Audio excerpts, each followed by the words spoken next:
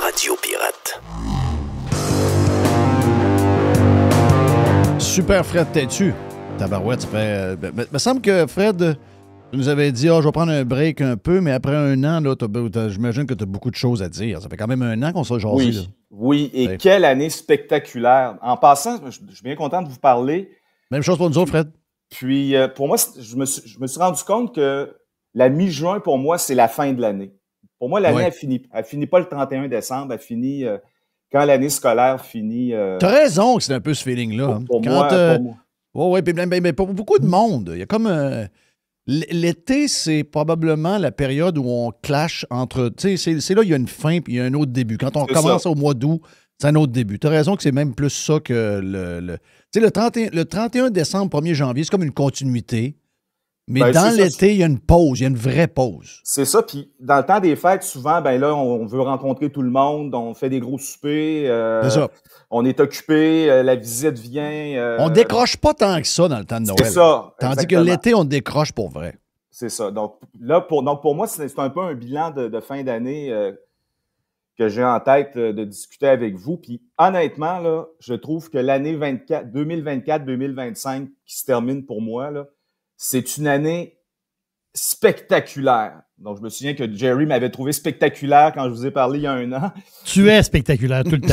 J'ai de la pression, mais c'est une année... Je pense que depuis la chute du mur de Berlin puis la fin du communisme, 89-90, là, je ne me rappelle pas d'une année qui est aussi spectaculaire que ce qu'on vient de vivre. Donc, ça va être intéressant d'en jaser avec vous. Là, j'ai de la pression, mais je dirais, une des raisons pourquoi j'ai trouvé cette année-là passionnante, c'est que je trouve que les choses sont devenues claires. Dans le monde occidental, en Europe, au Québec, au Canada, aux États-Unis, là, les choses sont claires. Et quand je dis clair, mais c'est qu'on arrive à la fin du régime, en fait, du projet rationaliste moderne, démocratique et libéral. On a passé dans un autre moment qu'on a de la misère à nommer parce que c'est quelque chose de nouveau qu'on n'est pas habitué. En fait, il y a des gens qui ne voient pas, mais qu'on a sous les yeux. Donc, moi, j'appelle ça une sorte de dictature technocratique et corporative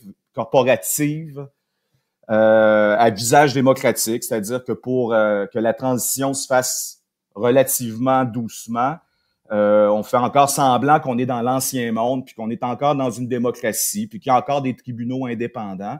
Mais si on ouvre les yeux, là, on voit que quand le système, la primauté du droit et les contre-pouvoirs font pas leur affaire, ça prend le bord, puis c'est le dictat, l'imposition par la force des volontés du système. Puis on le voit. En fait, je dirais, moi, j'ai toujours pensé j'ai rapidement pensé que la gestion de la COVID, ça manifestait ce dont je suis en train de vous parler là, ça manifestait la vraie nature de notre système politique. Mais là, on en est sorti en 2022, puis je dirais que c'est devenu clair dans les 3 dernières années que c'est la norme. Ce qu'on a vu pendant la COVID, là, ça révèle la psychologie des gens qui nous gouvernent, qui est absolument, qui est sans empathie pour la population, qui traite le monde comme du bétail, qu'on peut traire, qu'on peut tondre, puis qu'on peut réglementer, qu'on peut traiter comme on traite du bétail. Donc, puis il y a des exemples de ça à l'échelle macro, puis il y a des exemples de ça à l'échelle micro. Mais je vais te poser la question, Fred. Oui, vas-y. Parce que moi, j'ai ma réponse, là, mais je veux t'entendre de toi là-dessus. Est-ce que tu penses que la COVID a fait exploser ce que tu es en train de dire là, ou finalement la COVID nous l'a exposé? La différence entre exploser et exposer, je l'utilise volontairement. Là. Ça veut dire qu'il y a comme une naissance on a utilisé la situation pour essayer quelque chose. Là, on s'est rendu compte que, wow, on a un pouvoir qui est infini et tous les droits fondamentaux peuvent prendre le bord. Ou c'était déjà utilisé d'une certaine manière, c'est juste qu'on n'avait pas l'occasion de le voir. C'était pas clair, c'était pas évident. Il y avait des choses souterraines qui, là, sont apparues à la surface. Très sur le plan très personnel, Jeff, si on se parle aujourd'hui, c'est que j'ai pris position pour défendre la station Choix Radio X en 2004 quand le CRTC voulait retirer la... Pourquoi j'étais intervenu sur la place publique? Puis je me suis mis à tête sur le bio parce que c'est quelqu'un qui travaille, qui a la job de jour que j'ai. J'ai couru des risques, là, puis j'ai subi des conséquences d'ailleurs, Oui. de toutes sortes. C'est parce que je voyais exactement les forces souterraines, parce que j'ai passé une dizaine d'années dans les universités dans les années 90, parce que c'est là que ça a commencé finalement la fin de notre système libéral démocratique, là, basé sur la souveraineté de l'individu, la primauté du droit, le fait que le système a les mains attachées par des contre-pouvoirs, peut pas faire n'importe quoi. C'est dans les campus universitaires, principalement anglo-saxons, que ça s'est passé, cette transition-là. Mais là, ça fait 2 générations de gens qui passent par les universités, dans les facultés de droit, les facultés d'administration, les facultés de sociologie. Maintenant, ça affecte même les facultés de sciences, qu'on a formé des gens qui ne pensent pas de manière libérale, qui pensent de manière technocratique, avec l'idée que ceux qui exercent le pouvoir, c'est des gens qui ont des compétences que les gens ordinaires n'ont pas, donc ils savent mieux que les gens ce qui est bon pour eux. Et donc, une bonne chose, même ceux qui sont de bonne volonté dans le système, ont le réflexe de penser que quand ils imposent leur volonté puis leur vision, ils rendent service au monde. Ça, c'est les mieux intentionnés. Il y en a d'autres qui ont tendance à monter en haut des échelons, qu'eux voient bien l'opportunité qu'avec un système comme ça, si tu t'empares de la tête du pouvoir, ben là, tu deviens le dictateur, tu peux faire tout ce que tu veux puis servir tes intérêts et les intérêts de tes amis qui ont des poches profondes. Donc, c'est un système pour moi qui est corrompu à l'os, qui ne peut pas ne pas être corrompu parce qu'il est fait pour ouvrir la porte à la corruption, toute grande. Donc, parce qu'on avait des mécanismes, quand je parle de primauté du droit, de contre-pouvoir, de système judiciaire indépendant du politique et du bureaucratique. C'était conçu à l'origine pour empêcher que la corruption se répande à grande échelle. Vous retournez lire les ouvrages de ceux qui ont écrit la Constitution américaine, les Thomas Jefferson, puis et autres. Si tu avais en tête, c'est de créer un système qui allait assurer la liberté en empêchant la corruption de s'enraciner. Donc, il y a un mot de Péguy, Charles Péguy, le grand écrivain français, je pense que c'est de lui qui a dit « Il faut avoir le courage de dire ce que l'on voit, mais il faut surtout avoir le courage de voir ce que l'on voit. » Et je pense que là, les choses sont visibles, évidentes, au grand jour, mais la grande majorité des gens veulent pas voir ce qui se passe. Ceux qui vont le voir, ceux qui décident de voir ce qu'ils ont sous les yeux, je pense, vont être beaucoup mieux préparés pour les années à venir. Et pourquoi ils veulent pas le voir? Pourquoi, d'après toi, ils veulent pas le voir? C'est très inquiétant. C'est parce qu'il y a encore une dose de confort. Hein. Dans le fond... oui, c'est ça, c'est relié à ça. On le voit en Europe. Là, il commence à avoir des mouvements, des troubles sociaux, des mouvements de masse qui s'activent dans différents pays. C'est en Grande-Bretagne en ce moment, c'était en Roumanie, en Bulgarie, en France. Et c'est parce qu'à un moment donné, les gens finissent par sortir de leur zone de confort. C'est ce qui nous attend en passant, là. C'est un système qui est conçu pour, finalement, abolir, faire disparaître graduellement la classe moyenne. Puis là-dessus, j'en parlais l'an dernier, mais je pense qu'on est rendu... Est-ce qu'on est un pays riche, le Canada, ou un pays pauvre? Ben, je pense que c'est une question générationnelle. La gang de notre âge est plus vieux. On a grandi, vécu, travaillé dans un pays riche, puis on en profite encore aujourd'hui parce qu'on a nos fonds de pension, mais on a notre immobilier qui a pris de la valeur et tout. Donc, nous, on est riches, mais ceux qui arrivent dans le système en bas puis qui devront acheter nos maisons à 500, 600, 800, 1000 piastres, eux sont pauvres. Oui. Et quand je dis de voir ce qu'on voit, ça a l'avantage d'abord de comprendre. Moi, je trouve pas que c'est anxiogène. Je trouve que c'est... Moi, j'ai trouvé une certaine sérénité, là, une certaine acceptation.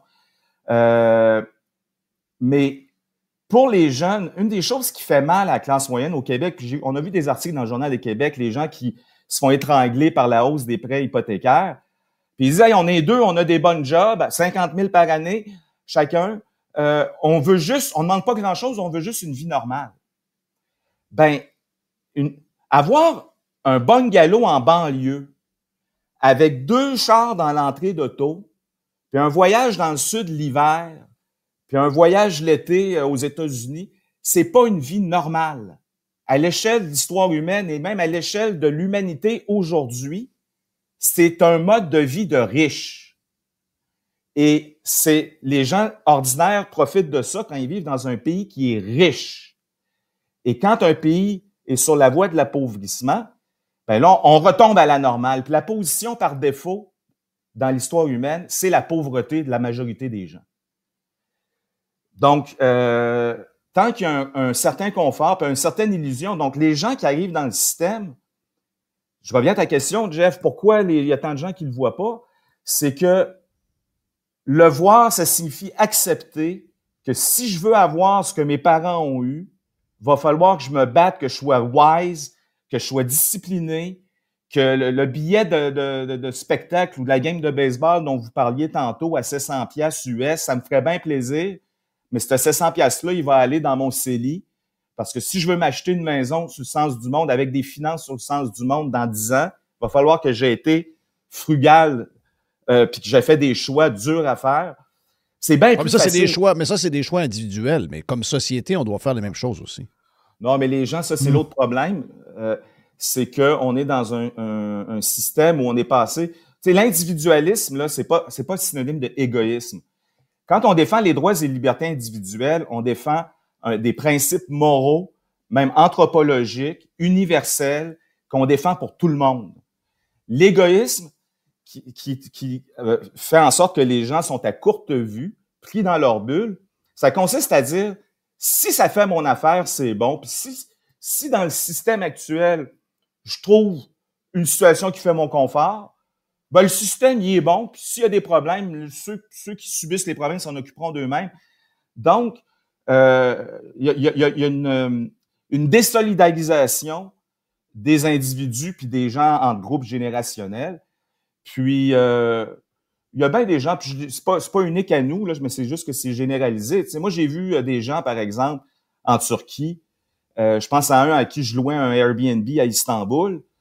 Puis lui, il se faisait payer en dollars US. Fait qu'il m'a dit, moi, que la lire turque, elle perd 95% de sa valeur comme elle vient de le faire en 3 ans, moi, ça me touche pas, je fonctionne en dollars US.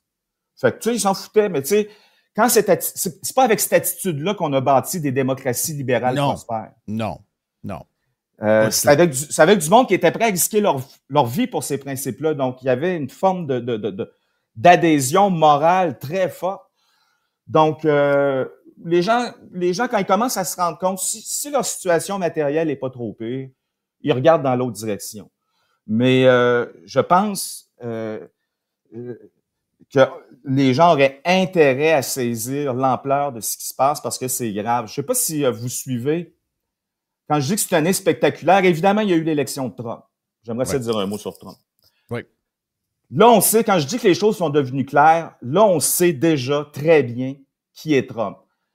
Puis là, il y a des gens qui vont dire, ben oui, on le savait, il a déjà été président. Sauf que la première présidence de Trump, elle a été sabordée. Elle a été sabordée parce qu'il s'était mal entouré. Puis elle a été sabordée parce qu'il s'est fait faire une guérilla judiciaire qui est symptomatique de la décadence dans laquelle on est. C'est-à-dire, quand je parlais tantôt de système judiciaire indépendant, on a bien vu dans la première présidence de Trump que les démocrates ont utilisé le système judiciaire pour faire une guérilla juridique à Trump. Ça, c'est une perversion du système. Même la condamnation de Trump, il y a un peu plus qu'un an, dans le tribunal de New York, c'était complètement ridicule. Là. Quoi que vous pensiez de Trump, là, c'est au-delà de Trump. Alors, là, le fond avait pas rapport. Le système, tout le côté immobilier est basé là-dessus, incluant des gens ici, près de chez nous, là, qui font ça. On achète un premier bloc, on prend la valeur qu'on a, puis on va chercher un autre prêt pour en acheter un deuxième. Et on s'arrange pour que l'évaluation soit la plus juste possible, pour aller chercher le plus, pour lever le plus d'argent possible. Je pensais aussi, mais je pensais, il y a ça, ce que tu dis est tout à fait exact, mais je pensais à la condamnation de 34 chefs d'accusation pour l'histoire de Stormy Daniels. Ah oui, ça c'est encore plus où fou. Finalement, il a commis un délit qui était dans une zone très grise. Il va probablement gagner en appel. Mais vu qu'il y avait 34 chèques qui ont été faits par son comptable, là, c'était 34 délits. Tu sais, ça fait pas de sens avec un juge qui est un donateur du Parti démocrate puis qui s'est vanté à son gym qu'il allait avoir la peau de Trump. Tu sais. Oh oui. Donc, cela est aussi folle. Le premier mandat de Trump a été, les 3 premières années, il a été sabordé par le Russiagate puis la guérilla judiciaire. Puis la 4e année, ça a été la COVID. Donc, là, donc, il avait les mains attachées, puis son agenda n'a pas pu se réaliser de manière évidente, claire. Mais là, il y a sa revanche. D'ailleurs, il est très revanchard, en étonnant. Il y a sa revanche. Il y a eu 4 ans pour se préparer. Il s'est entouré de manière beaucoup plus solide, avec des gens que j'aime beaucoup, comme Tulsi Gabbard, RFK Jr., pour qui j'aurais voté s'il avait été candidat indépendant. Mais puisqu'il s'est joint à Trump, j'aurais voté Trump. Elon Musk. Bon. Et je pense le meilleur de la gang, là, qui est une belle découverte pour moi, c'est J.D. Vance. Mais là, faut que je sois un petit peu spectaculaire pour Jerry. Ouais. Je m'ennuie de Joe Biden. Ah. Ouais. Je m'ennuie de Joe Biden. Pour différentes raisons, mais au moins quand c'était Joe Biden qui était là, j'avais espoir que quelqu'un prenne la place en successeur, comme Trump l'a fait éventuellement, puis que là, les choses se remettent sur le sens du monde. Mais là, avec Trump, c'est pire que jamais, sur la scène internationale, par exemple. Donc, Trump, premièrement, là, on dit c'est le bon négociateur. Il est très mauvais négociateur, sauf dans un contexte. C'est pas un négociateur, Trump, c'est un vendeur. Et c'est pour ça qu'il nous a fait une christie de belle campagne électorale l'an dernier. Moi, je lève mon chapeau. Il a fait une sacrée belle job de campagne électorale, entre autres en faisant des alliances avec des gens que j'ai nommés, faisant des alliances dans 2 États clés avec des leaders des communautés musulmanes qui avaient la capacité de faire shifter le vote d'un bord ou de l'autre. Avec un discours, un message qui identifiait des problèmes, des engagements que s'il était capable de les réaliser, ça serait extrêmement bénéfique pour les États-Unis. Puis, il y en a quelques-uns d'entre eux qui ont été réalisés. Là, je pense que fermer la frontière au sud, c'est pas soutenable. C'est pas, tu sais, les gauchistes nous parlent tout le temps de développement durable, oui. Le mot durable, là, mais c'est pas socialement durable. Tu rends du monde, ben non, ça c'est pas. Tu peux pas. Puis ça n'a rien à voir avec la couleur de peau, l'ethnie, la religion, là. Tu sais, l'exemple que je donnais à ma blonde, c'est toi, tu viens de Chicoutimi-Nord. Moi, je viens de Saint-Mathieu. Quand tu parles de Chicoutimi-Nord, ça me rappelle un peu Saint-Mathieu. T'aurais pris 500 000 TQ de 15 à 30 ans de Chicoutimi-Nord, des Blancs d'origine catholique. Tu les aurais pris, puis en 2-3 mois, tu les aurais transplantés au Kazakhstan, n'importe où on parlerait pas la langue, puis on n'aurait pas de diplôme reconnu. Pas compliqué d'imaginer qu'on aurait foutu le bordel, là. Il y en a un paquet d'entre nous qui seraient ramassés en prison parce qu'ils l'auraient mérité, là. Tu sais, c'est pas une question de religion, c'est pas une question de race. Non, c'est une question d'immigration de masse. C'est ça, tu déstabilises complètement ta société quand tu laisses rentrer n'importe qui sans préparation en très, très grand nombre. Donc, moi, je pense que puis c'est quelque chose qui aurait été conçu comme absolument aberrant il y a 10 ans ou il y a 20 ans, ou en tout cas, il y a 20-25 ans. Alors, si ça se fait partout en Europe, si ça se fait au Canada puis aux États-Unis, quelque chose qui est absolument aberrant, mais subitement, ça se fait partout, je suis obligé de déduire qu'il y a une volonté politique derrière ça, et la seule que je peux voir, c'est celle de dissoudre les nations, de fracturer, de fragmenter les populations, dans le but de les empêcher de faire des consensus démocratiques forts qu'ils pourraient exprimer à travers des élections libres. Puis ça, là, il y a Pierre Elliott Trudeau, qui a été le père du multiculturalisme, qui est l'idéologie derrière l'immigration de masse, là, la diversité est notre force. Il l'avait dit quand il a fait mettre dans la Constitution canadienne, dans la Charte des droits et libertés, le principe du multiculturalisme. Il avait dit, les nations se font la guerre, il faut détruire les nations. Et je pense que c'est ça qu'ils sont en train de faire. Et moi, ce que je dis, c'est, oui, peut-être que le nationalisme a mené à des guerres, par moments que ça a fait des débordements, mais les nations ont été le fondement de la démocratie libérale.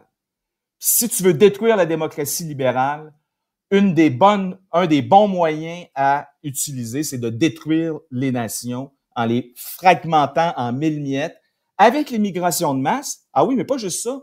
Avec des idéologies bizarres comme la théorie raciale critique, comme la théorie des genres, où finalement l'individu, qui était la valeur fondamentale de la démocratie libérale, ben, il disparaît de la carte parce qu'on n'est plus des individus, on est des hommes, on est des blancs, on est des musulmans, on est des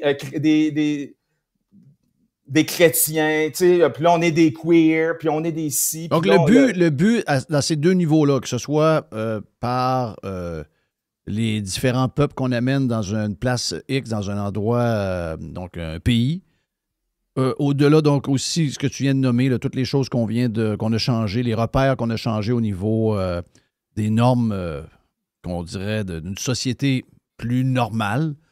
Donc là, on n'a plus de repères nulle part. On n'a plus de repères. Tu sais, j'étais à Montréal en fin de semaine. Montréal a commencé depuis longtemps, mais Montréal est devenu un peu comme Toronto. Tu sais, il n'y a plus de. Il y a plus de. Tu sais, puis je pense que c'est comme ça dans beaucoup de coins au Canada, surtout Vancouver, Montréal et Toronto, c'est que notre société est méconnaissable. On n'a pas de points en commun. On est. Tu sais, c'est comme. Tu sais, avant, je savais quand j'arrivais chez nous. Je savais quand j'arrivais au Québec. Je savais quand j'arrivais au Canada. Là, maintenant, on a l'impression d'arriver n'importe où parce qu'il n'y a plus de repères. On n'a plus de repères. Tu sais. Donc, ils ont réussi. N'importe où. Je ne suis pas tout à fait d'accord avec toi, mais quand je suis arrivé il y a 1 an, on allait visiter une maison à Belleville, en Ontario. On est arrivé là à 9h30 le soir dans le stationnement du Maxi, ou en tout cas de l'épicerie. On avait l'impression d'être arrivé en Inde, là. Ouais. Puis je veux faire une mise en garde. Ma conjointe depuis 20 ans, c'est une Indienne. Fait que la moitié de ma famille, c'est des Indiens. Quand je dis ça, je suis pas en train de il n'y a pas un sous-entendu raciste dans ce que je dis. Ben non. C'est des immigrants. Puis je suis pour l'immigration. Je côtoie dans mon métier plein d'immigrants qui sont des succès extraordinaires, puis qui sont dans très bonne moyenne des citoyens. Je peux te dire, c'est des citoyens qui n'ont pas à être gênés de leur contribution à la société québécoise et canadienne, là. Donc, je suis parfaitement, mais il faut que ça soit maîtrisé, l'immigration, il faut que ça soit fait sur le sens du monde. Ça peut pas être fait n'importe comment avec des portes ouvertes puis n'importe qui rentre.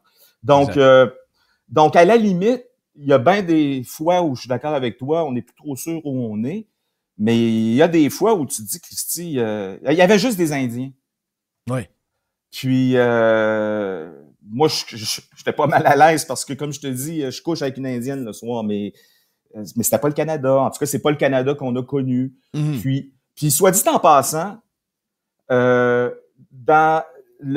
y a beaucoup de ces immigrants, ceux qui ont été choisis, sélectionnés, puis qui sont super bien intégrés. Plusieurs d'entre eux sont plus démocrates et libéraux que nous.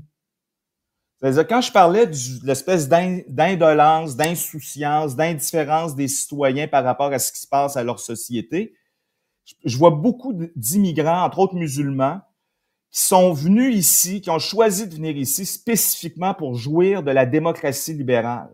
Oui. Ils ont des meilleurs réflexes que nous. Ils comprennent mieux c'est quoi la démocratie libérale, puis sont plus prêts que nous à la défendre. Et c'est une des raisons pourquoi, pendant la crise de la pandémie, beaucoup de ceux qui désobéissaient et qui avaient bien raison de le faire aux mesures sanitaires, entre autres les couvre-feux, très majoritairement, en proportion, ils étaient très surreprésentés, c'était des immigrants. Oui. Donc, j'en prendrais plus dans ce sens-là. Le problème, c'est, encore une fois, c'est juste que ces gens-là, ils ont été choisis jusqu'à récemment. Tu sais, l'immigration de masse au Canada, ça a commencé avec Trudeau, là. Mais avant ça, savez-vous qu'avant ça, déjà sous Harper, on était le pays au monde qui recevait qui accueillait le plus d'immigrants par capita sur la planète. Donc, déjà, avant Trudeau, on avait énormément d'immigration, mais je pense que ça se passait bien, à 99,9 %. Oui, on a comme dépassé un seuil qui fait que là, on a de la misère à se reconnaître un peu, là. Puis on comprend tout qu'on ne fait pas d'enfants, puis qu'on a une population vieillissante, puis qu'on est condamné à avoir des gens qui viennent nous donner un coup de main parce que, regarde, on n'a pas fait ce qu'il fallait faire. Mais je veux dire, c'est la manière, comme tu dis, c'est la manière que ça a été fait. Mais si je reviens à Trump, tu dis... Oui, c'est ça que je voulais... Si je reviens à Trump, c'est que, on va lui donner son succès d'avoir barré puis d'avoir mieux managé mais là, en tout cas, il y a une course contre qui on doit sortir, etc., etc. Mais je suis d'accord avec toi qu'à un moment donné, il va falloir faire le bilan du art of the deal. Il va falloir regarder qu'est-ce qui a été négocié à date. Parce qu'on devait avoir un règlement Gaza et Israël Russie, en l'espace de 24 heures. On devait avoir Ukraine et Russie en 24 heures. Ouais. On ne devrait plus avoir de guerre. Là, on sent un début de guerre avec l'Iran. Donc, il y a des affaires là à régler. Là. Je veux mentionner, il avait blâmé sévèrement Biden parce que Biden bombardait les Houthis, puis il a dit c'est ridicule, c'est stupide, il faut s'asseoir avec eux, négocier, ça va se faire facilement.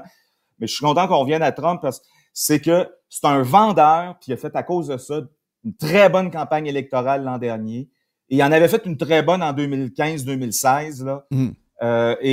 Mais pour le reste, il s'est fait avaler tout rond par les néoconservateurs qui lui avaient fait la guerre, même les néoconservateurs républicains qu'ils avaient mis autour de lui en 2017-2018, c'est eux qui l'ont backstabé. Oui, les démocrates lui ont fait une guérilla judiciaire, mais il s'est fait backstabber par les néoconservateurs qu'il avait mis dans son entourage.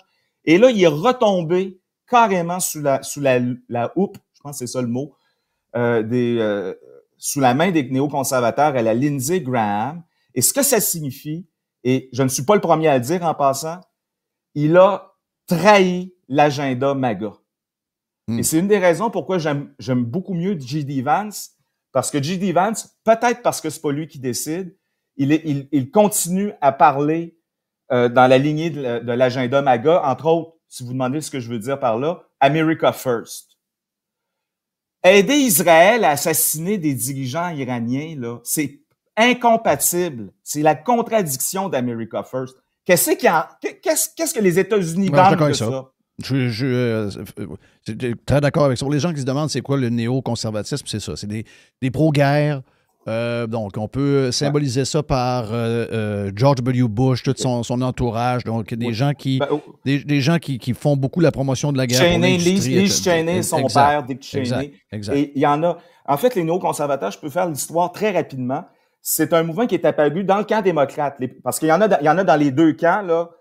Et donc, en passant, la politique étrangère de Trump, elle est maintenant alignée exactement sur celle de Biden, là. Puis même Biden, quand je m'ennuyais de Biden, je pense qu'il y avait plus de retenue par rapport aux Israéliens et même initialement par rapport aux Ukrainiens qu'il y en a maintenant sous Trump. Mais donc, c'est des gens qui étaient des votes en guerre contre l'Union soviétique. C'était des gens là qui voulaient, au début des années 70, c'est un groupe qui s'est formé pour promouvoir sur la scène politique l'idée qu'il fallait vraiment jouer hardball avec l'Union soviétique. Et là, quand j'en parlais tantôt, quand le rideau de fer est tombé puis que l'Union soviétique s'est effondrée et que l'humanité, pour la première fois de son existence, avait la possibilité de mettre en place un monde en paix, un monde apaisé, un monde harmonieux, les néoconservateurs à la Paul Wolfowitz, donc en 90-91, ils ont mis en place l'agenda qu'il fallait assurer, maintenir et affirmer l'hégémonie américaine dans le monde via des guerres incessantes. Ça a commencé très rapidement. Ça a commencé dès 91 avec l'Irak, puis après ça, la Yougoslavie. Puis ça n'a jamais arrêté. Et l'agenda de faire des changements de régime dans 7 pays, essentiellement musulmans, date du début des années 90. Et là, mais l'occasion de le déployer, ça a été les attentats du World Trade Center. Donc, les 7 pays, c'était l'Irak, l'Iran, la Syrie, la Libye, l'Afghanistan. Je ne sais pas si l'Afghanistan était sur la liste, mais il y avait le Soudan, la Somalie et peut-être l'Égypte. Mais en tout cas, il y avait un agenda. Puis là, le dernier qui reste, c'est l'Iran. Et là, quand je disais que les choses sont devenues claires, je veux le mentionner. Une des choses qui est devenue claire dans la dernière année, c'est que tout l'agenda de guerre contre le terrorisme lancé par George Bush, c'était un écran de fumée. C'était phony. Et c'est devenu absolument clair. Il y avait déjà des signes. Par exemple, le fait qu'ils ont attaqué l'Irak après les attentats du World Trade Center, sachant que le gouvernement irakien puis Saddam Hussein, c'était des socialistes qui faisaient la lutte contre les islamistes, qui les mettaient en prison puis qui les torturaient à mort. Là. C'était pas, il y avait l'idée qu'ils avaient des armes de destruction massive était un mensonge, puis l'idée qu'ils participaient au financement du terrorisme international, c'était un mensonge et c'était une aberration à sa face même. Mais là, quand on a un des gars dans le top 5 des gars les plus recherchés au monde par les États-Unis, parce que c'est un terroriste, puis il y a 10 millions de dollars US de primes sur sa tête pour qui pourrait le livrer aux autorités américaines. Vous aurez compris, je parle de Al-Jolani. Puis que là, l'occasion se présente de faire tomber Bachar al-Assad. Puis on dit, c'est parce que c'est un dictateur. C'est pas parce qu'il est un dictateur qu'on l'a fait tomber. Les États-Unis sont alliés avec plein de dictateurs. C'est pas une démocratie, l'Arabie Saoudite, là. Pourquoi on l'a fait tomber? C'est parce qu'il était allié de la Russie, puis il était allié de l'Iran, parce que les chiites contrôlaient le pays. Ben là, pour faire tomber un pion qui fait l'affaire des Russes et des Iraniens, on a dénommé un groupe terroriste à l'origine des attentats du World Trade Center. On les a appelés des combattants de la liberté. Puis Trump est allé y serrer la main. Je sais pas si c'était à Oman, là, le mois dernier ou il y a 2 mois. Puis Macron l'a reçu à l'Élysée. On parle de qui exactement? Le gars de... Al-Jolani, qui est le nouveau chef d'État de la Syrie. Oui. Le grand, méchant, là, on l'a vu, il a effectivement donné la main à Trump. Là. Donc, puis mais lui, il est en train de prendre un genre de virage quasiment anti-Palestine, pro-Israël. C'est un peu surprenant, là, ce qui se passe avec eux autres. Oui, bien là, il joue il est un équilibriste parce que le pays est fracturé puis le socle de son pouvoir est très fragile. Là. Il faut qu'il négocie à travers avec différents groupes. Mais je reviens à une chose que j'ai dite l'an dernier qui, pour moi, est devenue claire encore plus cette année. Ce qui se passe, ce qui a commencé en 2022 en Russie, c'est la Troisième Guerre mondiale. Puis, je vous rappelle la définition que j'ai donnée. Guerre mondiale, c'est une guerre qui a pour effet de modifier l'équilibre des pouvoirs des grandes puissances sur la planète. Et l'équilibre a été modifié par la guerre en Ukraine parce que les Russes ont gagné. Là, les gens vont... Et donc, l'hégémonie américaine qui a commencé avec la fin de l'Union soviétique, le fait que les Américains étaient tout puissants, pouvaient botter les culs qu'ils voulaient, puis il fallait que tu rentres dans le rang, sinon tu tombais dans la trappe, le changement de régime ou les sanctions qui allaient t'étouffer ad vitam. On est sorti de ce système-là. Puis quand je dis que la Russie a gagné, c'est que c'est pas terminé militairement sur le front, mais il y a pas de solution conventionnelle qui permettrait à l'Ukraine de vaincre la Russie. Là. Sur le plan conventionnel, les Russes ont gagné, mais surtout, ils ont survécu au régime de sanctions financières et économiques massives qui leur ont été imposées. Et donc, ils ont fait la preuve que un grand pays peut vivre en dehors du système financier, économique anglo-saxon. À tel point, là, la réponse va être facile, je vais vous poser des questions, puis la réponse, ça va être la Russie. Quel est le pays d'Europe? Je ne me souviendrai pas si c'est en Europe ou non, la Russie, le Fonds monétaire international, que je vais citer, ils disent qu'ils considèrent que c'est une économie européenne. Quel est le pays d'Europe qui a eu la plus forte, de très loin, la plus forte croissance économique dans les 2 dernières années? C'est la Russie. Quel est le pays d'Europe le plus riche de par son PIB mesuré par le FMI en parité de pouvoir d'achat? Là, c'est une manière de mesurer le PIB qui tient compte du coût de la vie. Je suis pas un économiste. Jerry, probablement, pourrait faire une recherche. Je vais vous l'expliquer mieux que moi. Mais c'est une mesure qui est très crédible. Le pays le plus riche, c'est la Russie. En fait, c'est le 4e pays le plus riche au monde. En fait, collectivement. Je parle pas par capita, là, je parle par PIB. Donc, c'est la Chine, les États-Unis, en 3e, l'Inde, puis en 4e, c'est la Russie. Ah, tiens, ça donne que ces 4 pays qui sont dans ce qu'on pourrait appeler, quand on joue à risque, l'Asie. Donc, ça, c'est une des choses. Là, l'Occident est en déclin, est en décadence. Le 21e siècle, c'est le siècle de l'Asie. selon moi, puis il y a beaucoup d'indicateurs qui le montrent. Donc, c'est une guerre mondiale. Et ce que ça signifie, c'est que moi, j'avais prédit que Trump serait pas capable d'arrêter la guerre en Ukraine. Puis, en fait, il n'y avait pas les cartes pour le faire parce que les Ukrainiens voulaient pas, pour leurs raisons à eux, là, c'est de la corruption, puis c'est du fascisme ou du nazisme là, qui est au pouvoir, puis tout. Mais les Européens sont acharnés contre puis en plus, c'est une business, je pense. Oui, c'est ça, c'est une business, c'est ça, c'est la mafia, puis c'est des néo-nazis. Fait que les néo-nazis, eux, c'est des questions idéologiques, ils veulent pas arrêter, puis les autres, c'est la mafia, c'est le meilleur business qu'ils verront de leur vie. Mais les Européens sont acharnés contre la Russie. Là, ils annoncent des plans pour se réarmer à coût de centaines de milliards d'euros pour être prêts pour faire la guerre dans 5 à 8 ans. Tu sais, c'est un peu loser quand. Mais mettez-vous dans la peau des Russes, là. Mais pourquoi est-ce qu'ils sont si acharnés que ça? C'est que la victoire des Russes à terme, ça signifie que l'armée la plus puissante de l'Europe, c'est l'armée russe. Et l'économie la plus performante de l'Europe, c'est l'économie russe. Ça veut dire que les Européens, qui étaient les mini-hégémones, qui avaient des attitudes, qui ont encore des attitudes hégémoniques parce qu'ils étaient sous le parapluie néoconservateur américain, ça veut dire qu'ils deviennent des territoires de seconde zone. Puis là, ça veut dire qu'ils pourront plus dicter leur volonté à gauche et à droite comme ils le font en ce moment l'Union européenne, quand un pays vote pas de la bonne façon, comme en Roumanie en novembre dernier,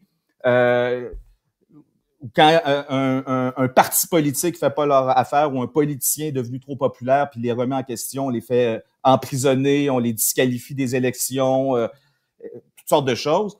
Ben là, ils perdent ça. Puis donc, c'est existentiel pour les Européens et c'est existentiel pour les néoconservateurs.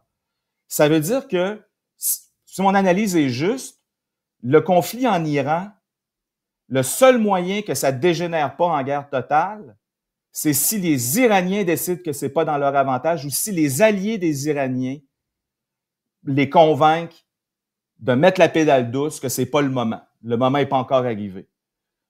Mais si ce n'est que des Israéliens, qui eux aussi sont des mini-hégémones dans leur région parce qu'ils sont sous le parapluie américain, mais si ça ne tient qu'aux néoconservateurs américains puis aux sionistes israéliens, ça va être une guerre totale et à finir. Si les Iraniens lâchent pas du lest de leur propre côté, je m'attends à ce qu'il y ait une bombe nucléaire qui saute cet été quelque part dans une montagne iranienne sous prétexte d'attaquer le programme nucléaire iranien. Dans un contexte en passant... Un genre de Top Gun Maverick. Là. C'est ça. Dans un contexte... Parce que Top Gun Maverick est sorti il y a 2 ans, mais c'est un peu ça, là. C'est un peu le fond du film. C'était une des jokes du film, c'est qu'il nommait pas le pays, mais on pouvait tous deviner c'était lequel. Oui. Bon. Dans un contexte où le Pakistan, qui est une puissance nucléaire, qui a plus d'ogives nucléaires, beaucoup plus que Israël, a prévenu il y a un mois a prévenu Israël, si vous utilisez l'arme nucléaire contre l'Iran, on réplique avec l'arme nucléaire contre vous. Ça, c'est le monde dans lequel on est, là. Puis Israël... Là, t'as peu, là. Fred, je veux te ramener un peu, là. Parce que tu nous as emmené sur quelque chose tantôt, puis je veux te ramener à ça. OK, ramène-moi. Okay. Donc, Fred, pendant la campagne, Trump est numéro 1, il est focus, oui. Il est mieux entouré, etc., etc. Gagne, fait une bonne job à sa campagne, super vente, très bon marketing, réussit à gagner une belle élection. Puis, si, mettons, tu avais eu à voter aux États-Unis en raison de l'ajout de quelques personnes qui sont arrivées d'une genre d'équipe diversifiée de plein de monde, de plusieurs horizons, entre autres Robert Kennedy Jr., oui. Si Fred avait été américain, tu aurais voté pour Trump. Oui. Mais tu es capable, en ce moment, donc, on est de quoi? L'élection était 6 mois plus tard, OK, ou à peu près? C'est ça, 150 jours plus tard. 150 jours plus tard, OK? Les promesses qui avaient été faites, on peut... Parce que, moi, je vais te dire comment je le sens, là, parce que moi, je suis un MAGA, OK? Moi, j'aime... Moi aussi, là. Moi, j'aime Make America Great Again. Si quelqu'un me dit Make Québec Great Again, j'embarque. Puis Québec first. Québec first. Si vous me dites Make Canada great again ou great, j'embarque. Ouais. Pour moi, ça veut dire que par rapport au moment précis, à la ligne qu'on a en ce moment et, mettons, à 5 ans ou 10 ans en arrière, à partir d'aujourd'hui, j'améliore mon sort, OK? Sur toutes sortes de sujets. Donc, économique, la paix dans le monde, la manière qu'on fait l'immigration. Mais si je suis honnête, actuellement, depuis 6 mois, on n'est pas dans le MAGA. On n'est pas dans le MAGA parce que je regarde ce qui se passe en ce moment. On a l'histoire de l'immigration qui a été réglée à la frontière, mais on a une chasse aux immigrants qui risque d'avoir une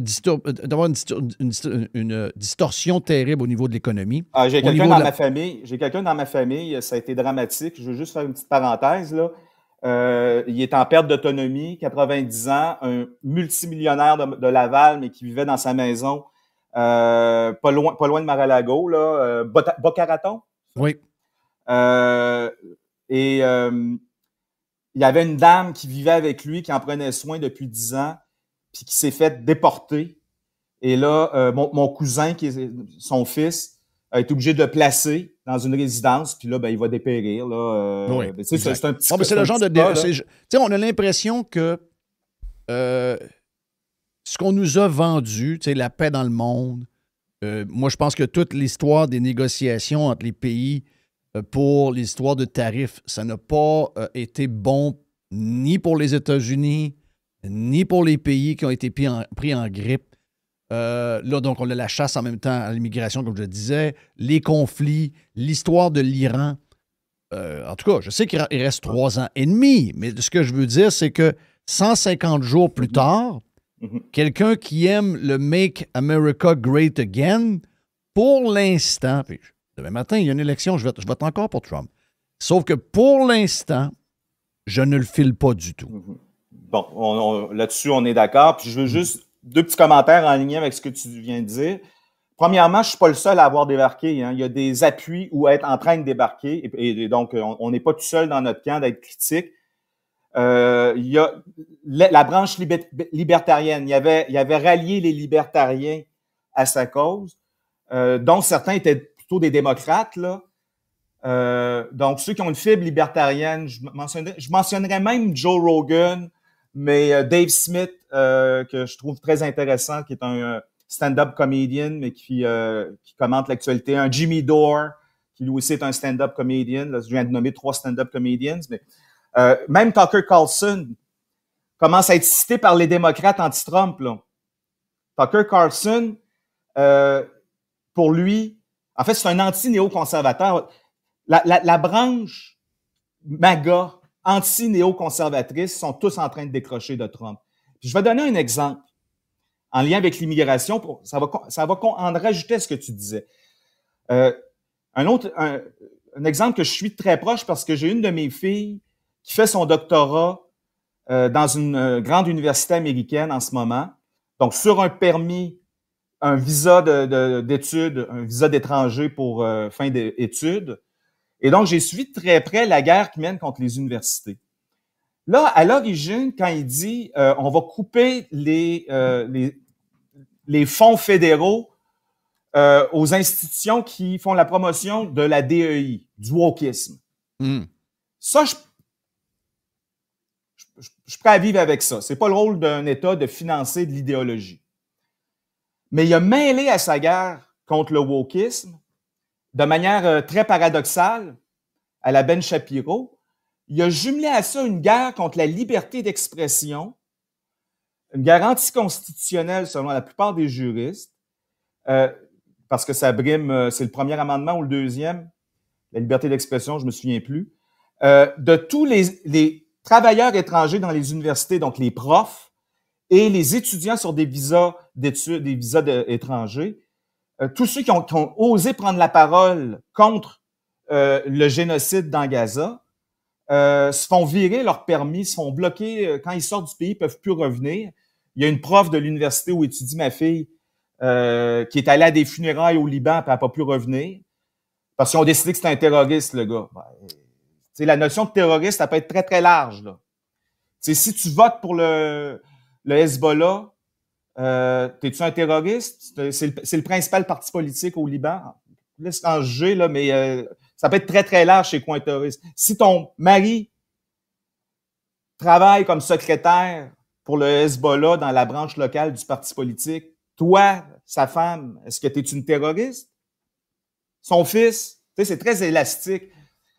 Et pourquoi je dis que c'est très paradoxal, c'est que la lutte contre ceux qui critiquent Israël sur les campus universitaires américains, elle contredit la Constitution américaine, elle contredit America First, parce que là, tu es en train de dire que l'État américain est instrumentalisé pour protéger idéologiquement un pays étranger, qui est Israël. Israël aussi, c'est un pays étranger, si je ne m'abuse, quand tu es aux États-Unis. Et ça contredit, sur le plan des idées, la lutte contre le wokisme. Parce que le wokisme, comme on le disait tantôt, c'est une politique qui met l'accent sur les identités diverses d'hommes, d'hétéros, de queer, de blancs, de noirs. C'est de la politique identitaire. Ben, le sionisme, c'est une politique identitaire. C'est une forme de wokisme. Qu'est-ce que tu as comme... c'est quoi ta position sur... pour Israël et Gaza/Palestine? Il faut avoir le courage de voir ce que l'on voit.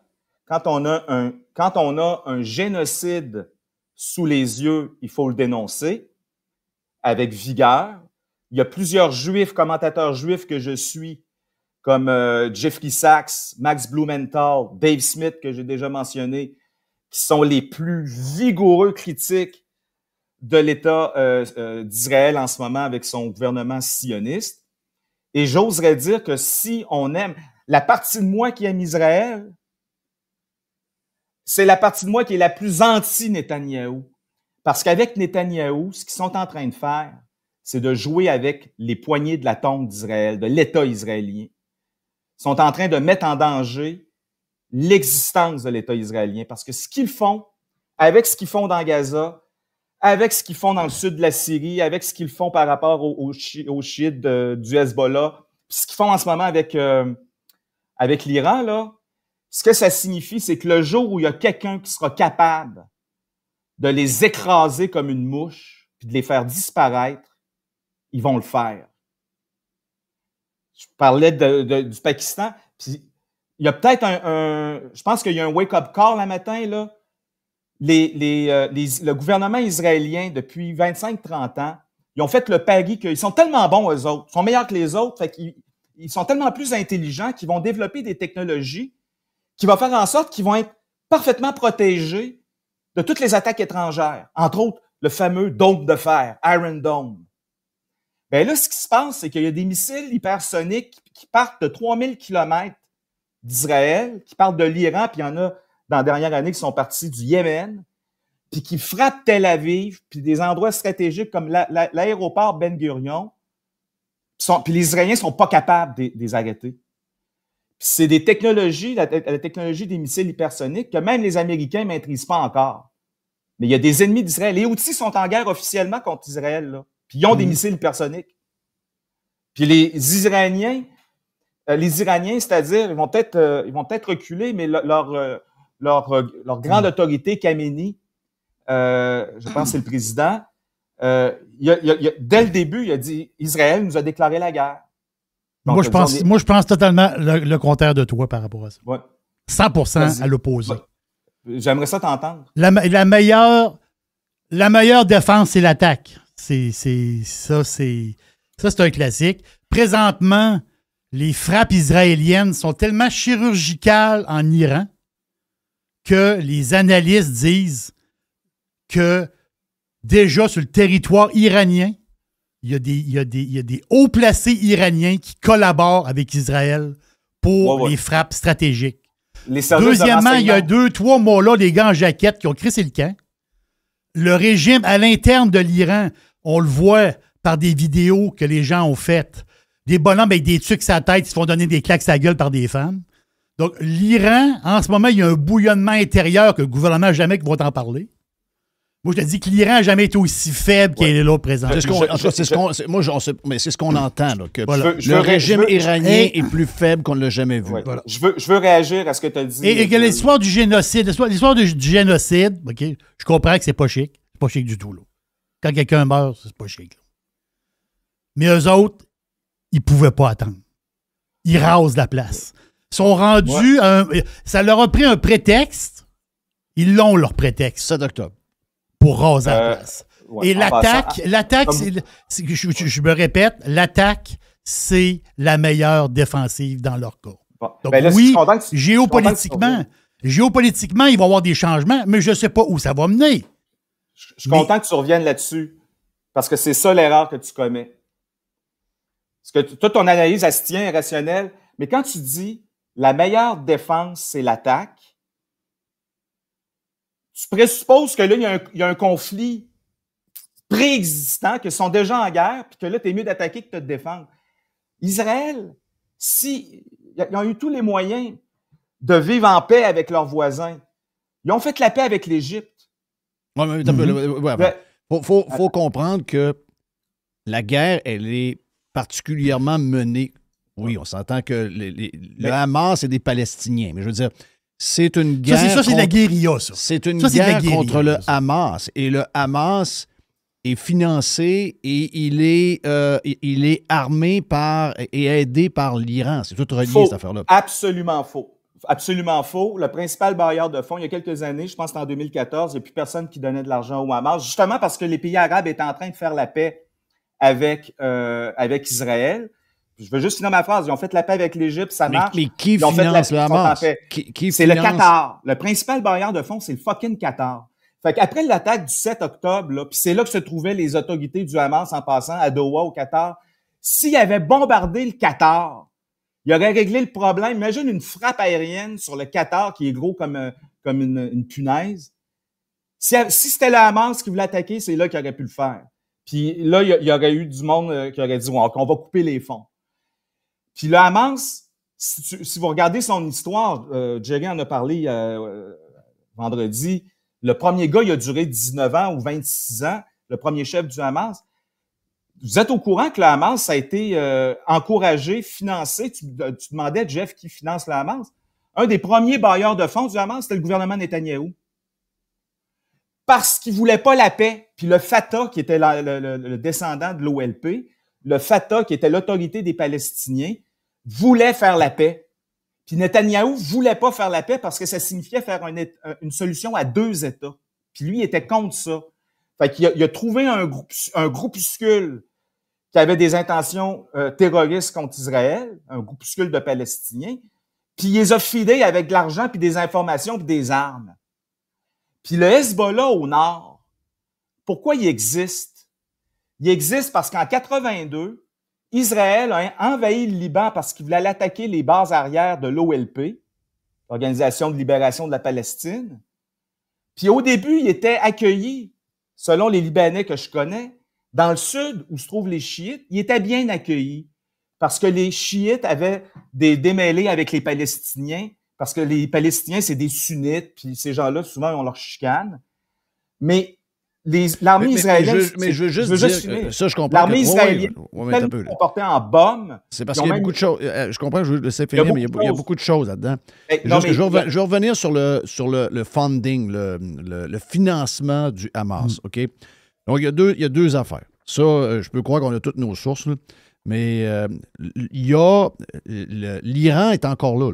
L'Iran donne à peu près 100 millions de dollars en financement pour armer le Hamas. OK? Ça, c'est un des plus gros financiers. Le deuxième, c'est le Qatar. Oui, attention, mais le Qatar, c'est un deal avec Israël où il donne 30 millions par mois. Humanitaire. Pour des aides humanitaires. Voilà. C'est sûr que sur le terrain, l'argent s'en va dans les mains Le drame, c'est que les 30 millions en question ne servirait pas au peuple, mais le Hamas l'utiliserait pour s'armer plus.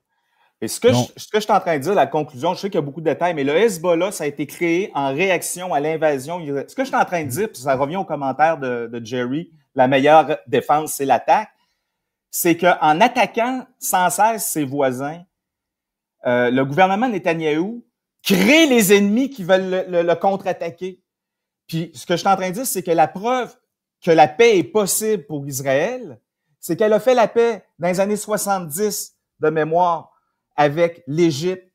Ça a bien marché. Elle est en paix avec la Jordanie depuis 73. Ça a bien marché. Il était sur le bord de signer un accord formel avec l'Arabie saoudite pour officialiser leur bonne entente qui a été scrappée par le génocide dans Gaza.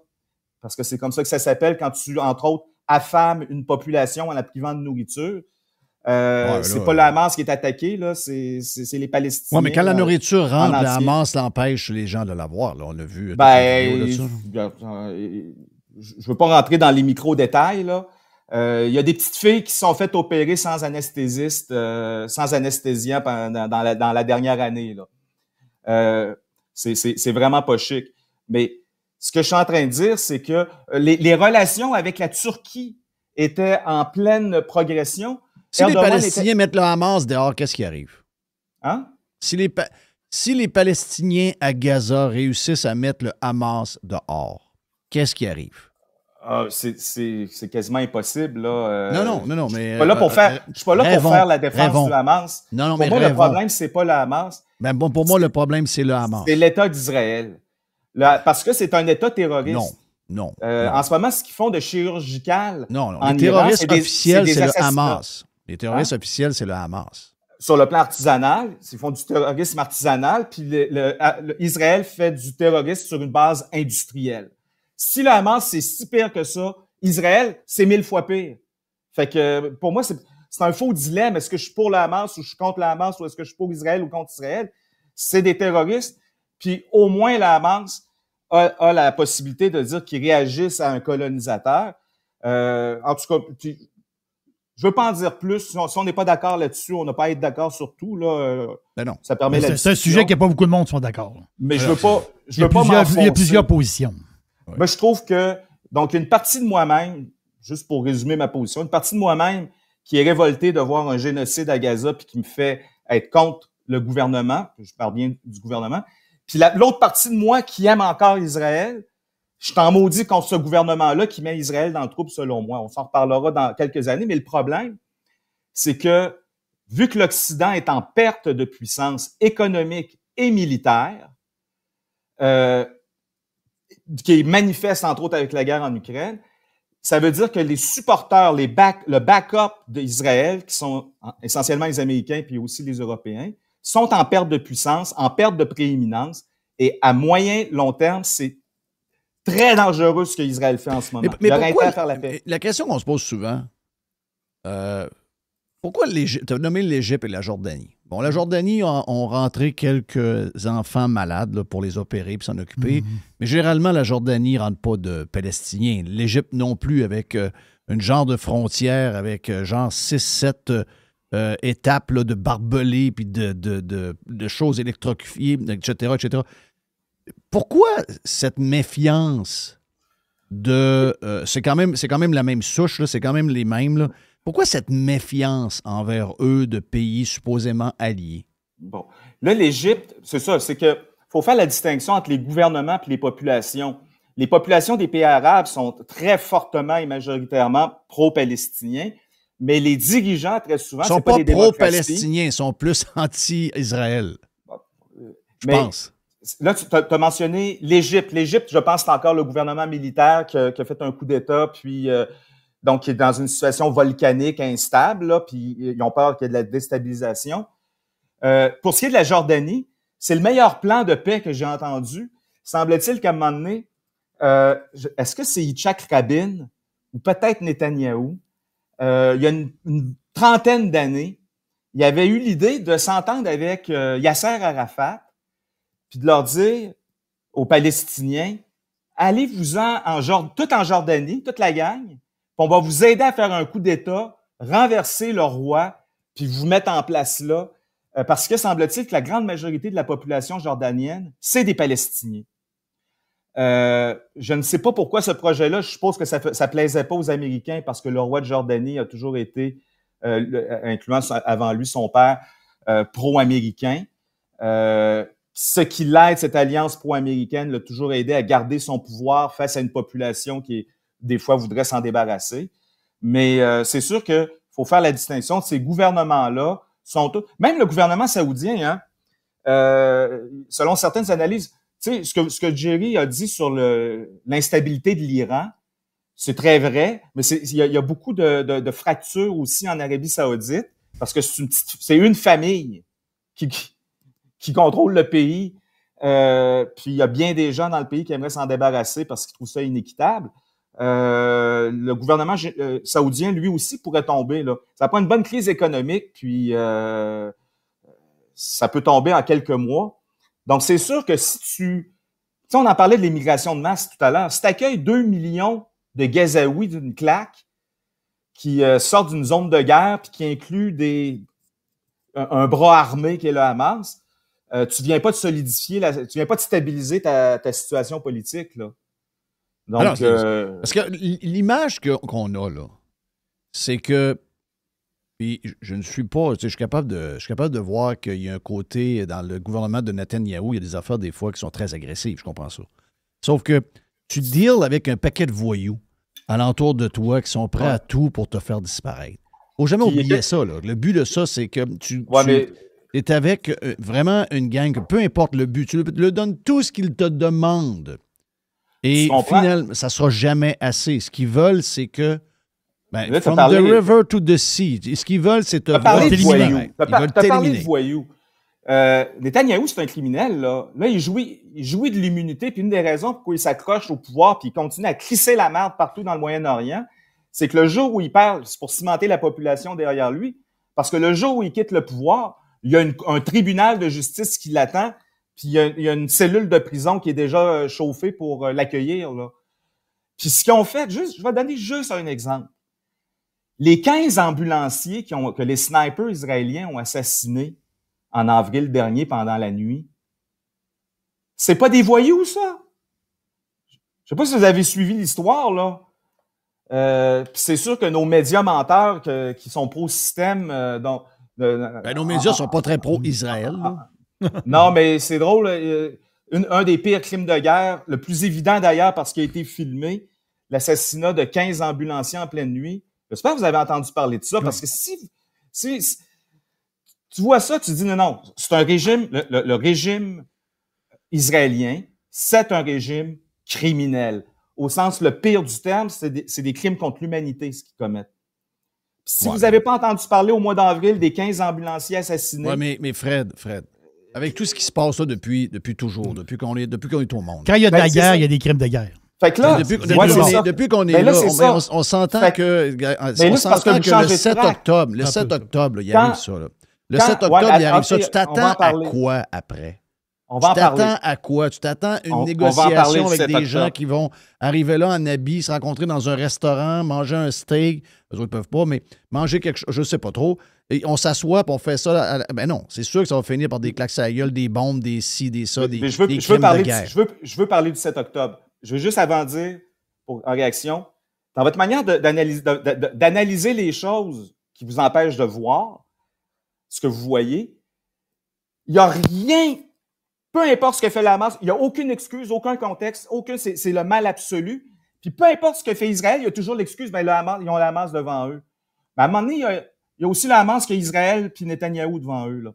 Sur le 7 octobre, je vous ai entendu en parler dans la dernière année, qui a été une excellente année de radio. D'ailleurs, je vous en remercie. Je vous écoute très régulièrement. Vous êtes sûrement au courant que l'armée israélienne a activé le protocole Hannibal le jour du 7 octobre? Oh oui, on sait toutes ces choses-là qu'on a entendues. Donc, la moitié des civils tués le 7 octobre ont été tués par... des Israéliens civils tués, la moitié ont été tués par l'armée israélienne. C'est documenté, là. C'est documenté même dans la presse. C'est documenté dans la presse israélienne. C'est le Haaretz qui l'a sorti l'histoire en premier. Ça a été validé par un organisme des Nations Unies. Là, vous allez lire sur Wikipédia, protocole Hannibal, puis vous le voyez. Donc, si c'est terrible que les Palestiniens aient tué 600 à 650 Israéliens, dont certains étaient des militaires, le 7 octobre, comment excuser que l'armée israélienne en a tué elle aussi 600 à 650? Pour les empêcher, en passant à ceux qui se disent c'est impossible, ça doit être des accidents. Non, c'était volontaire. C'est que ce qu'ils ont fait avec le protocole Hannibal, c'est que tous les véhicules qui retournaient vers la bande de Gaza ont été ciblés par missiles, essentiellement par les hélicoptères, pour être sûr pour diminuer le nombre d'otages qui seraient ramenés à Gaza, parce qu'à cause des otages, il aurait été obligé de négocier encore plus. Si au lieu d'avoir 200 otages, il y en avait eu presque 1000, là, ça aurait été une autre paire de manches pour Netanyahou. Et là, il y aurait eu négociation, mais ils ne voulaient pas de négociation, fait qu'ils préféraient tuer leurs propres civils volontairement. Ça, c'est un gouvernement que j'ai pas envie d'aimer, là. Je me gênerai pas pour dire que c'est un gouvernement de voyous. Puis qui va attirer sur lui le malheur. Tu sais, l'armée américaine, je disais tantôt qu'ils sont en perte de puissance. Ça, c'est une des choses qu'il faut voir ce qu'on a sous les yeux. L'armée américaine, elle a de l'équipement des années 80 et 90, du personnel woke, puis un complexe militaro-industriel corrompu et inefficace.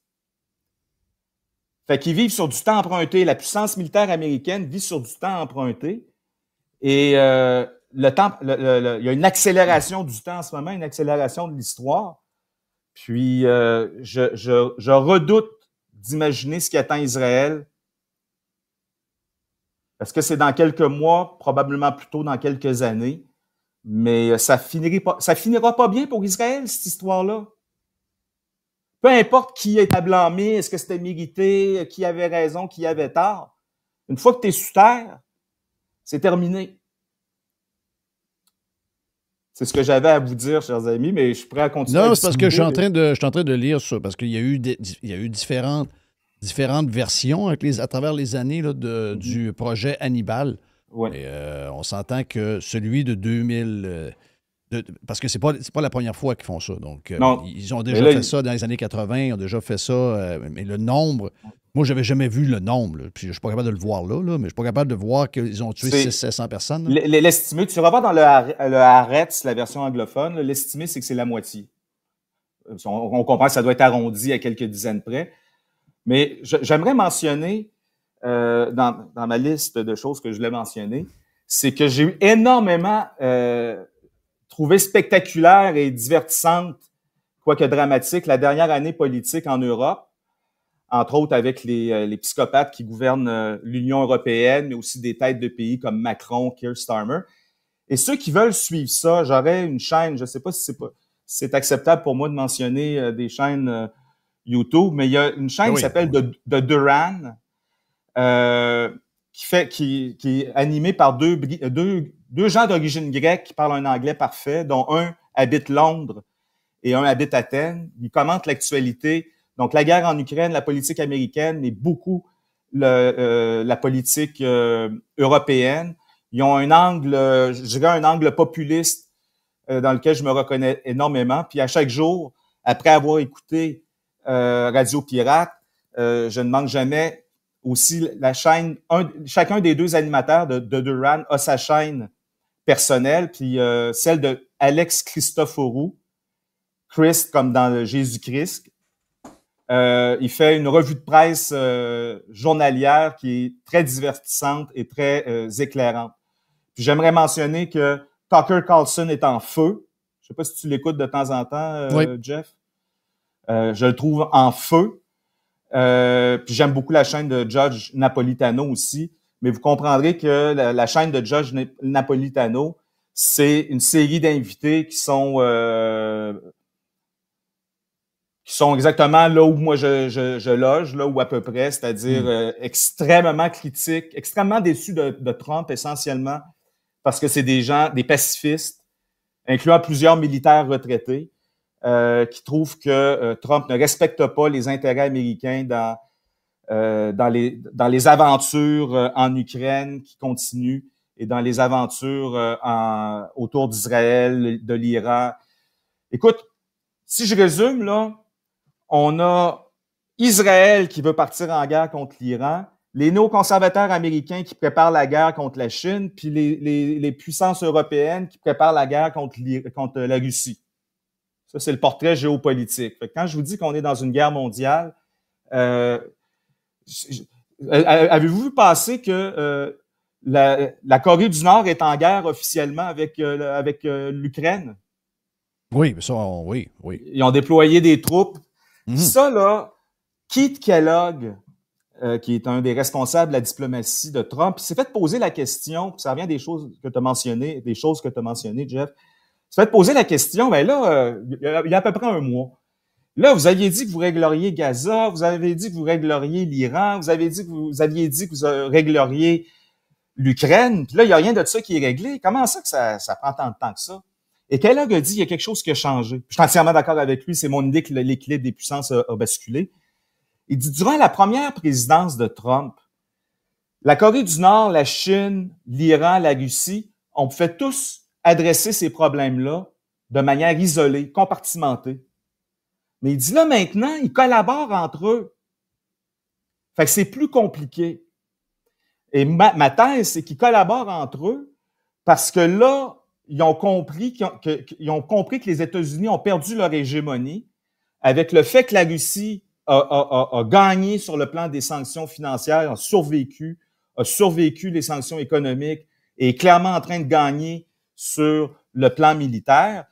Là, ça a dégêné la Chine, la Corée du Nord et l'Iran par rapport à leur collaboration commune. En passant, quand je disais que la puissance militaire américaine est en déclin, ceux qui veulent voir, qui veulent faire des recherches, c'est pas compliqué à valider. Mark Rutte, le nouveau secrétaire général de l'OTAN, ancien premier ministre de la Hollande, un genre de Justin Trudeau, si vous voulez avoir le genre, ils sont tous un peu pareils. Un gars qui fait des gros câlins à Zelensky quand il le rencontre en personne, là. Il a dit c'est important de se réarmer. Il a fait une conférence parce qu'il y avait une réunion officielle annuelle de l'OTAN récemment, il y a quelques jours, et il a sorti des chiffres. Il dit sur le plan des munitions, ça c'est les obus puis les balles, la Russie produit en 3 mois ce que l'ensemble des pays de l'OTAN produisent en 1 an. Et ça, c'est 3 ans après que les pays européens et les États-Unis ont demandé à leur complexe militaro-industriel de doubler la production d'obus classiques 155 mm. Et après 1 an, savez-vous de combien la production d'obus a augmenté en Europe et aux États-Unis? 0. Ils ont été incapables. Quand je dis le complexe militaro-industriel américain est corrompu et inefficace, ils ont été incapables d'augmenter, entre autres à cause de quelque chose que tu as mentionné à quelques reprises la semaine dernière, Jeff, manque de main-d'œuvre. C'est une des raisons qui est donnée, manque de main-d'œuvre spécialisée. Puis l'autre raison qui a été donnée principale, manque de produits chimiques à cause des sanctions contre la Russie. Oui. Ils ont demandé aussi de doubler la production. Et pourquoi si la production est si bonne en Russie, pourquoi la Russie a autant de misère contre l'Ukraine? Ah, ben là, ça, c'est une chose que j'avais mentionnée l'an dernier. La nature de la guerre a changé. Et le hardware, puis ça, c'est un méchant problème pour les Américains. Le hardware, ça veut dire les navires de guerre, les avions dans le ciel, puis les chars d'assaut, puis les véhicules blindés sont quasiment démodés. C'est une guerre de missiles, c'est une guerre de drones. Il y a des endroits sur le front où les Ukrainiens n'ont même pas de soldats dans les tranchées parce qu'il manque de monde, mais ils protègent la ligne de front uniquement avec des drones opérés à 5, 10, 20 km en arrière. Donc, qui gagne la game de drones en ce moment? L'Ukraine? Bien, au début, les Ukrainiens avaient un avantage. Puis c'était l'avantage des faibles. Tu sais, vu qu'il manquait de hardware, ils ont été rapides sur le bouton à utiliser des drones puis à se rendre compte que ça marchait très, très bien. Là, maintenant, les Russes les ont rattrapés, sont en train de les dépasser parce qu'ils ont une base industrielle plus solide. Mais il y a d'autres raisons. Il y a la raison que Poutine, pour des raisons de stabilité sociale, veut pas que les pertes humaines augmentent trop vite. Donc, s'il voulait aller plus vite, il faudrait qu'il soit prêt à avoir plus de soldats russes tués. Il y a aussi une raison diplomatique, c'est-à-dire qu'au début de la guerre, les Chinois, c'était pas leur intérêt que il y a une guerre qui dégénère en Ukraine avec la Russie, les États-Unis. Là. C'est très déstabilisateur. Donc, les Russes, même chose, les Indiens ont continué à collaborer avec les Russes sur le plan économique, financier, les Turcs.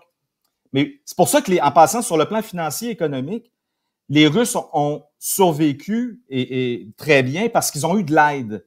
Mais les pays qui les ont aidés n'avaient pas intérêt à ce que les Russes se mettent à détruire sauvagement toutes les infrastructures ukrainiennes, incluant les infrastructures civiles. Et surtout que quand Trump était dans le décor et qu'il y avait un espoir de régler le conflit à l'amiable, je pense que c'était un autre intérêt à accorder, à aller plus lentement sur le plan de l'Ukraine. Il y a l'idée que Poutine veut pas... En fait, il visait 4 provinces. Il a quasiment fini de conquérir les 4 provinces qu'il visait à l'origine. Mais là, avec l'échec de la diplomatie trumpienne, là, les autorités russes annoncent que la prochaine fois qu'il va y avoir des négociations, ça ne sera pas 4 provinces qui vont demander, c'est 7 ou 8. Et dernier point par rapport à ta question, pourquoi il avance si lentement, c'est que les zones dans lesquelles il y a des combats en ce moment, ça a été fortifié, surtout dans l'Est, ça a été fortifié pendant une dizaine d'années, parce qu'on oublie qu'il y a eu une guerre civile en Ukraine de 2014 à 2022. Entre les séparatistes ukrainiens dans l'Est, pro-Russie, puis le reste de l'État ukrainien. Puis il y a des zones qui ont été fortifiées. Écoute, il y a la ville d'Avdiivka qui était sur la ligne initiale de front en 2022. Ça l'a pris 3 ans à la prendre. Mais à partir du moment où ils l'ont pris, là, ils se sont mis à accélérer. Donc, il y a des lignes de défense très fortes. Puis une autre chose que je vais dire, Jeff, qui doit être pris en ligne de compte. Les Ukrainiens se battent de manière exceptionnelle. Puis autant le gouvernement puis l'état-major au plus haut niveau, il y a de la corruption, il y a de la mafia puis il y a des nazis. Sur le champ de bataille, il y a des soldats puis des officiers qui font un sacrifice d'eux-mêmes dont je doute qu'il y a beaucoup d'Européens ou d'Américains du Nord qui seraient prêts à faire. C'est-à-dire que l'Ukraine se bat d'une manière contre les Russes que je pense pas que les Polonais, en tout cas certainement pas les Français puis les Espagnols. Je verrais pas 50 000 Espagnols aller faire face à la Russie ce que les Ukrainiens font en ce moment. Donc, je leur donne le chapeau. Il faut pas non plus oublier dans l'équation que ils ont reçu des tonnes et des tonnes de matériel, des centaines de chars d'assaut, supposément les meilleurs ou parmi les meilleurs des armées de l'OTAN, des systèmes de missiles guidés, les missiles ATACMS. Puis ils bénéficient aussi de l'intelligence du data qui vient des satellites américains. Donc, c'est pas des manchots, les Ukrainiens, là. Tu sais, faut pas... Dans le fond, le danger, c'est de sous-estimer la puissance russe. Ils se battent contre une superpuissance, pareil. Là. Supposément une superpuissance. Oui. Donc, ça aurait dû être fait assez rapidement. Ça aurait dû être fait sans nécessairement tuer autant de gens qu'on a tués jusqu'à maintenant des deux côtés. Ça aurait dû être fait très, très rapide. Moi, les Russes, je suis pas certain que les Russes sont si performants qu'on le pense. Hein. Je vais te parler de... Oui, on peut pas, parce que là, on est rendu déjà à 1h20. OK, non, mais je vais donner un dernier exemple pour conclure sur ce que tu viens de dire. Yes. Je ne sais pas si vous avez remarqué, là, mais au mois de mai, les Américains ont été obligés de s'asseoir avec les Houthis pour avoir un cessez-le-feu parce qu'il y avait les Houthis menaçaient l'intégrité du groupe du porte-avions USS Truman. Dans la semaine avant le cessez-le-feu, ils ont perdu au moins 2 F-18. Tu en avais parlé de 1, dans des conditions nébuleuses avec différentes versions qui circulent.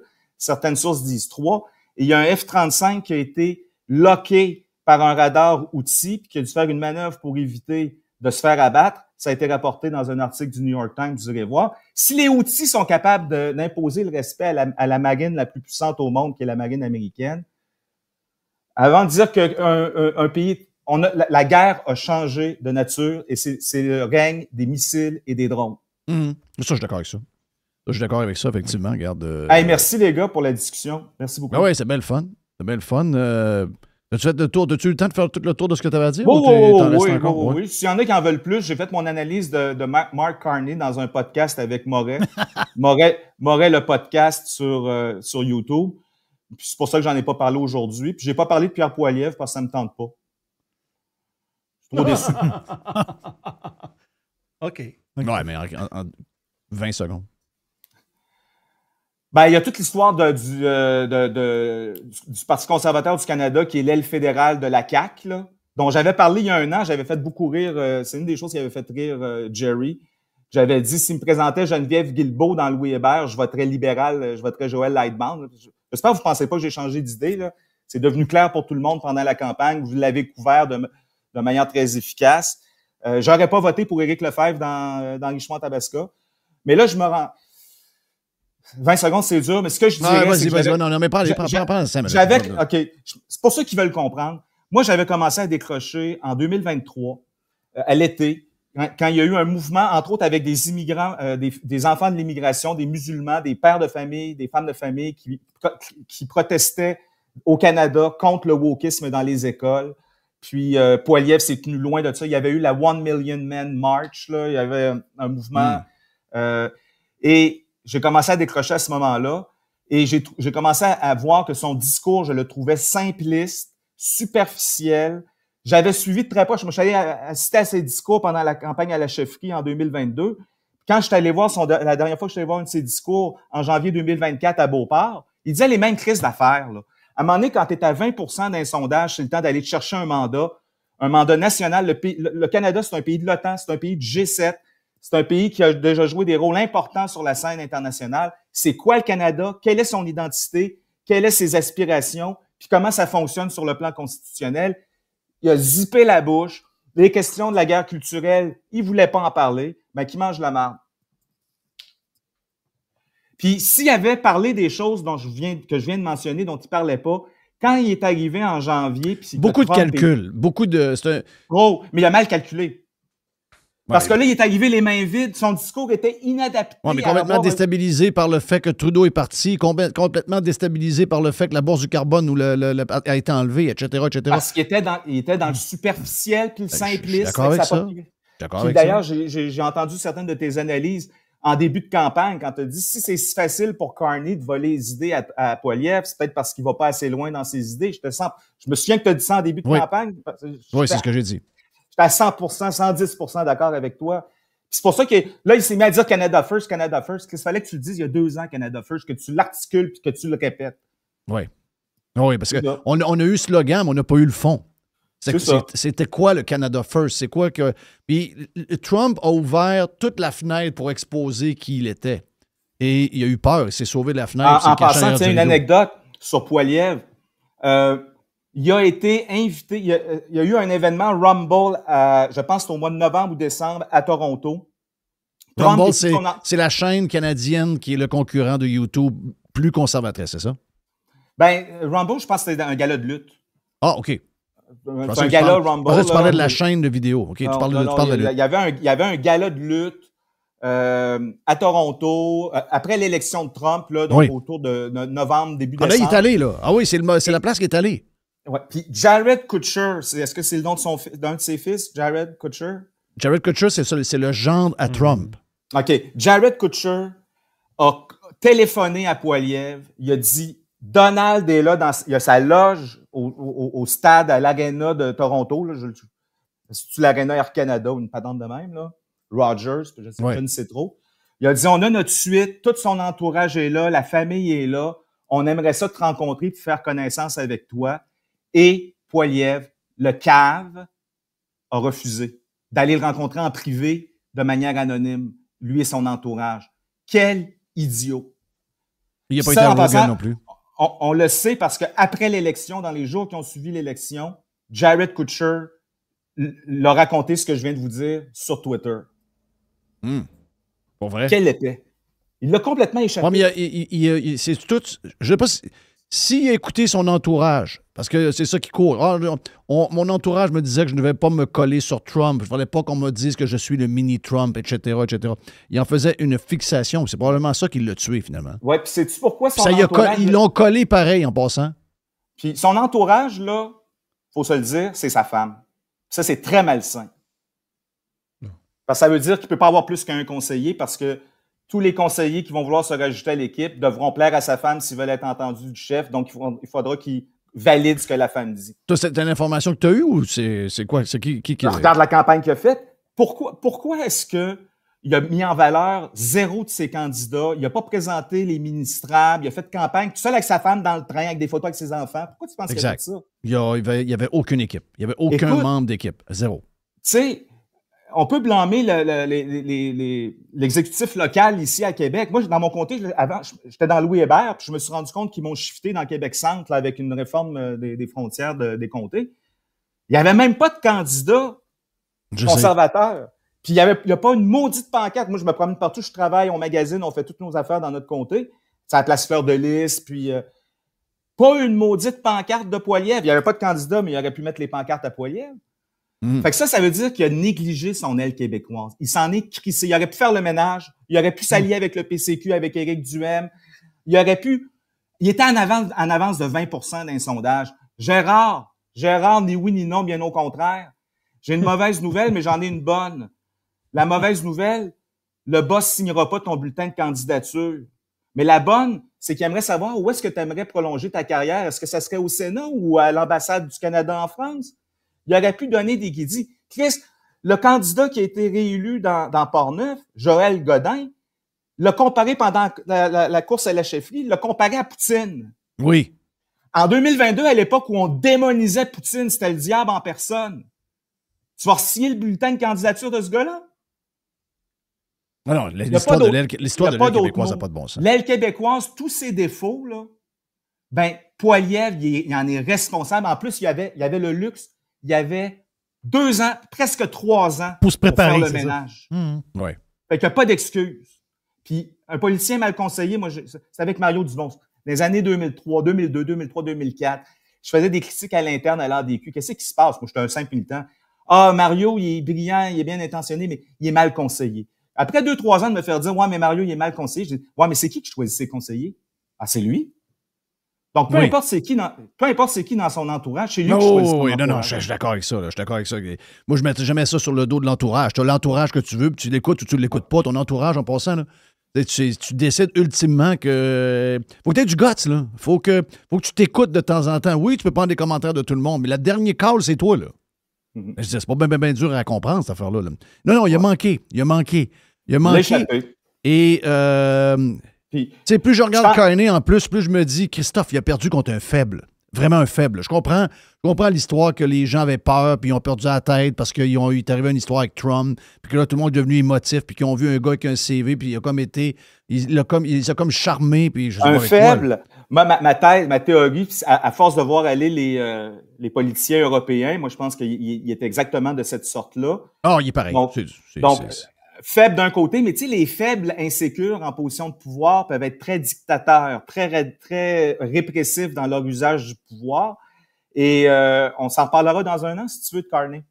Ouais. Non, je sais exactement. Il me fait peur. Je le voyais juste à l'arrivée de Trump à Calgary, la manière qu'il se tient, la manière que... tu sais, au moins, Trudeau, là, il était...